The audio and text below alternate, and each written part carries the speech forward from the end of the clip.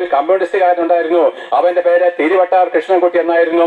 അദ്ദേഹം എന്താണ്, ഞങ്ങൾ എന്താണ് ഇത് പറയുന്നറിയാമോ, നിങ്ങളുടെ ഹൃദയത്തിലേക്ക് ഇതൊന്ന് തുളച്ചു ചെല്ലണം, മരിച്ചതിന് ശേഷമുള്ള ന്യായബുദ്ധിയിൽ നിന്ന് പാപമോചനത്തിലേക്ക് നിങ്ങൾ വരണം. എന്നാൽ പ്രിയപ്പെട്ട തിരുവട്ടാർ കൃഷ്ണൻകുട്ടി അവൻ തമിഴ്നാട്ടുകാരനാണ്. അവൻ എന്താണ്, തികഞ്ഞ ഒരു കമ്മ്യൂണിസ്റ്റുകാരനായിരുന്നു. അദ്ദേഹം നമ്മുടെ നാട്ടിലുള്ള കമ്മ്യൂണിസ്റ്റുകാരെ പോലെയല്ല, ഈ ലോകത്തുള്ള സകല പുസ്തകങ്ങളും വായിച്ച് മനനം ചെയ്ത് അത് കൃത്യതയോടും സത്യയോടും കൂടെ അതെന്താണ് നേർരേഖയിൽ നിന്ന് പ്രസംഗിക്കുന്ന വളരെ വാഗ്മിയായിരിക്കുന്ന ഒരു മനുഷ്യന്. അദ്ദേഹത്തിന് ഭൂമിയിൽ ഒരു വ്യക്തിയോടും ഒരു സമൂഹത്തോടും മാത്രമേ വെറുപ്പുള്ളൂ. അദ്ദേഹം യാദവ കുലത്തിൽ ജനിച്ചവനാണ്.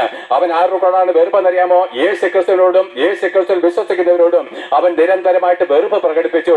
എന്നാൽ ഇദ്ദേഹത്തിന് രാമൻ എന്ന് പറഞ്ഞ ഒരു സ്നേഹിതനുണ്ടായിരുന്നു. അദ്ദേഹം എന്താണ്, അദ്ദേഹം മാനസാന്തരപ്പെട്ട് യേശു ക്രിസ്തു വെച്ച ഒരു പാവപ്പെട്ട മനുഷ്യന്, അദ്ദേഹം എന്താണ് ശാന്തനായിരിക്കുന്ന ഒരു മനുഷ്യന് തന്റെ സ്നേഹിതൻ ഈ കമ്മ്യൂണിസം കൊണ്ട് എങ്ങോട്ടാണ് പോകുന്നത് രാമൻ അറിയാൻ. താൻ എന്താണ് മരണത്തിലേക്ക്, നരകത്തിലേക്കാണ് പോകുന്നത്. അതുകൊണ്ട് രാമൻ ഓരോ ദിവസവും ചെന്നിട്ട് ഈ കൃഷ്ണൻകുട്ടിയുടെ ഒരു കുഞ്ഞെ, ഒരു യേശു ക്രിസ്തു പറഞ്ഞ ഒരു വ്യക്തിയുണ്ട്, നിന്നെ അവൻ സ്നേഹിക്കുന്നു, നീ മരിക്കാതിരിക്കേണ്ടതിന്, നീ നശിച്ചു പോകാതിരിക്കേണ്ടതിന് അവന്റെ രക്തം നിനക്ക് വേണ്ടി ചൊരിഞ്ഞിട്ടുണ്ടെന്ന് പറയുമ്പോൾ കൃഷ്ണൻകുട്ടിക്ക് പരിഹാസം കൂടും.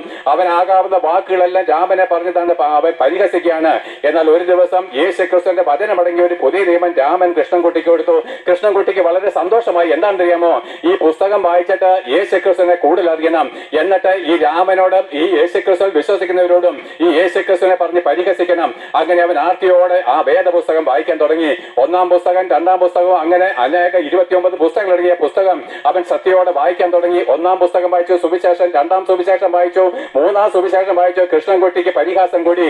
യേശു ക്രിസ്തു എങ്ങനെയാണ് ക്രിസ്തു ലോകത്തിൽ ജനിച്ചത്, അപ്പനില്ലാതെ ഉണ്ടായതാടാന്ന് പറഞ്ഞ് അവൻ രാമനെ പരിഹസിക്കാൻ തുടങ്ങി. എന്നാൽ നോക്കി പിന്നെ ഇവൻ എന്താണ്, നാലാമത്തെ പുസ്തകമായിരിക്കുന്ന യോഹന്നാന്റെ സുവിശേഷം നിവർത്തി.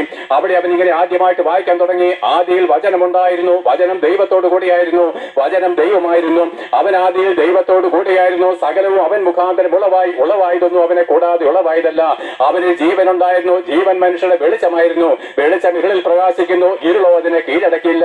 ഓ കൃഷ്ണൻകുട്ടി സാക്ഷ്യം പറയുന്നു, എന്റെ ജീവിതത്തിൽ ആദ്യമായിട്ട് എന്റെ ഹൃദയാന്തർഭാഗത്ത് എന്തൊക്കെയോ വെളിച്ചം വീശുന്നു, എന്റെ ഉൾത്തളങ്ങളിൽ എന്തൊക്കെയോ സംഭവിക്കുന്നുണ്ടാകുന്നു.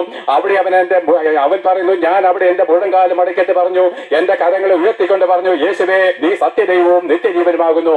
പ്രിയപ്പെട്ടെ, ദൈവവചനം നിങ്ങളുടെ ഹൃദയത്തിൽ സത്യദൈവത്തെ വെളിപ്പെടുത്തി തരുവാനായിട്ട് ഞങ്ങളെ ഫലമേൽപ്പിച്ചിരിക്കുന്നു.